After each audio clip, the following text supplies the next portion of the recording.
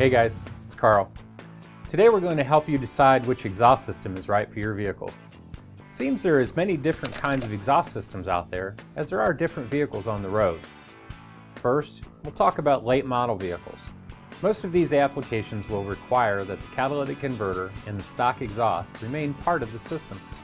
There are many different reasons for this, such as legal requirements that outlaw their removal, as well as operational issues in which the catalytic converter feeds valuable or essential information to the vehicle's onboard computer in order for the vehicle to run properly, or at all. Obviously, we're aware that many computers can be reprogrammed to function in absence of a catalytic converter, but that kind of modification can sometimes put your car outside legal requirements depending on where you live, so we don't recommend that you do any of this on street-driven vehicles. The most popular exhaust option for these late model vehicles is what's known as a catback exhaust system, which means exactly what it says.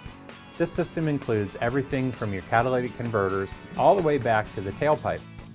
Depending on the condition of your exhaust, installing a catback exhaust system is fairly easy because the catalytic converter usually has a flanged end on it, allowing you to unbolt your old exhaust and bolt in the new one.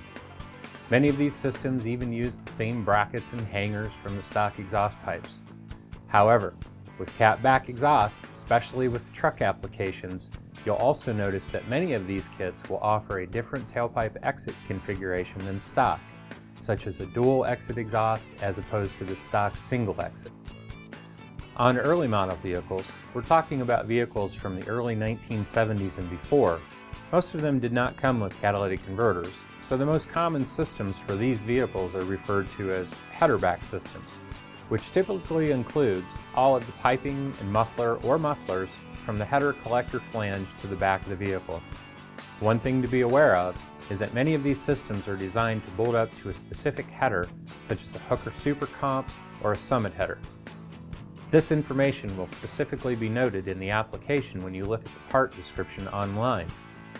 It's important to understand that every header is designed differently, and this means that the collector flange on each header will be located at a different place, which may cause some fitment issues if you have a header and a header-back exhaust system that don't match.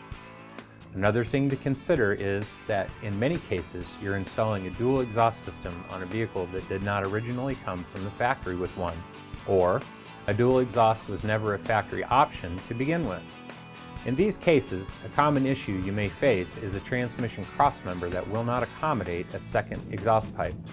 In these cases, you may need to modify or replace that crossmember. The good news is that we do carry many of the double hump crossmembers that allow for that exhaust system to be installed. Another option for those of you with custom header applications is the CROSSMEMBER-BACK system. What these systems commonly include is the same components that would come with a header-back system, but without the intermediate pipe. You then make your own custom intermediate pipe to connect your collector flange to your CROSSMEMBER-BACK system. We can get you set up with everything you need, so give us a call today.